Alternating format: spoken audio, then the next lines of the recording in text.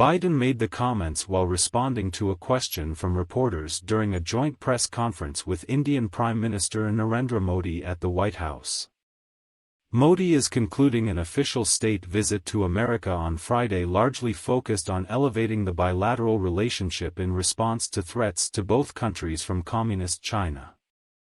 The question specifically asked Biden to address what appeared to be a throwaway comment at a Democrat Party fundraiser on Tuesday, in which he referred to genocidal communist tyrant Xi Jinping, the head of the Chinese Communist Party, as a dictator. Biden used the term while addressing the invasion of American airspace by a Chinese espionage vessel, later identified as a balloon, in January. Biden allowed the spy balloon to fly across sensitive military sites across the continental United States before shooting it down over the Atlantic Ocean. The reason why Xi Jinping got very upset in terms of when I shot that balloon down with 2 boxcars full of spy equipment is he didn't know it was there, Biden reportedly said at the fundraiser. That's a great embarrassment for dictators, when they didn't know what happened. Biden went on to add, "Don't worry about China. I mean, worry about China, but don't worry about China."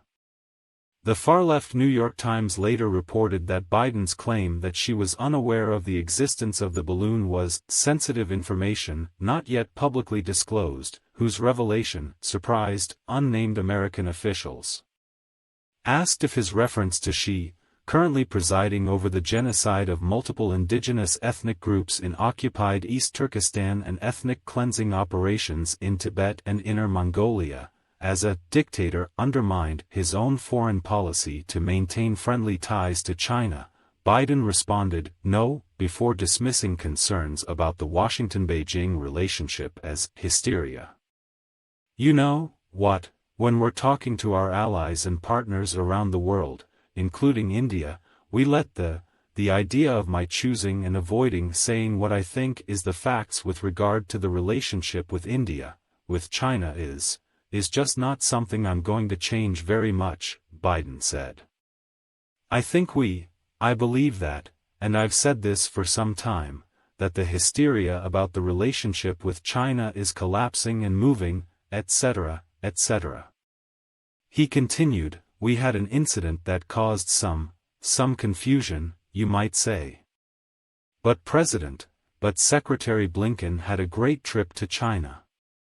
I expect to be meeting with President Xi sometime in the future, in the near term. And I don't think it's had any real consequence." Blinken paid a formal visit to Beijing on Monday and Tuesday, spending hours in extensive conversations with Foreign Minister Qin Gang, top Politburo officials Wang Yi, and Xi himself. The conversations resulted in no agreements or understandings, and Blinken failed to convince communist leaders to restore military-to-military communications meant to keep both armed forces safe, a major objective of the visit. The meeting with Xi was particularly fruitless, as Blinken reportedly endured a lecture on how America needed to respect China and must not hurt China's legitimate rights and interests, but neither side agreed to any concrete action on any topic of interest. Without elaborating, Blinken told reporters after the meeting that she had agreed to general cooperation on climate change and public health. Blinken also emphasized that the Biden administration had no interest in decoupling from the slave-driven Chinese economy. Following Biden's remarks at the fundraiser, the Chinese government reacted with outrage, indicating that the use of the word dictator had eroded the non-existent progress the countries had made during Blinken's visit. It is a blatant political provocation. China expresses strong dissatisfaction and opposition, Foreign Ministry spokeswoman Mao Ning said, stating Biden's remarks go totally against facts and seriously violate diplomatic protocol, and severely infringe on China's political dignity. John Kirby, White House National Security Council Coordinator for Strategic Communications, defending Biden's dictator comment on Thursday, attempted to frame it as an example of the president being frank during an appearance on MSNBC. "Well, look, the president is very candid and forthright," I think, as you know, and he speaks plainly about the situation he sees around the world," Kirby claimed. "So he's very frank and candid about that, and he'll continue to be. So we're also going to be frank and candid about talking to China about the things that matter to us and to our national security." Kirby insisted that Biden still sought to cooperate with them, China, on climate change, counterterrorism, maybe even some economic and trade ideas. Biden has long maintained close ties to China and effusively complimented Xi publicly, boasting of an allegedly intimate personal relationship with him.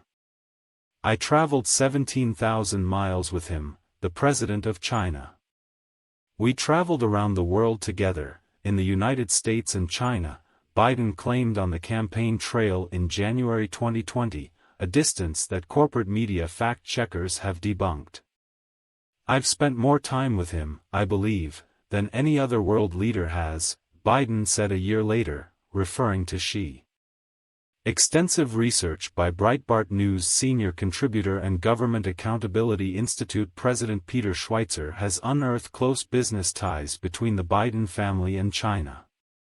"We know based on the laptop, son Hunter Biden's laptop, the emails, the U.S. Treasury Department's Suspicious Activity Report reports that have been released that the Bidens have received some $31 million from Chinese entities," Schweitzer explained during a television appearance in January. "When you look at the businessmen that made that happen, that made those deals happen, all of them have links to the highest levels of Chinese intelligence," a gentleman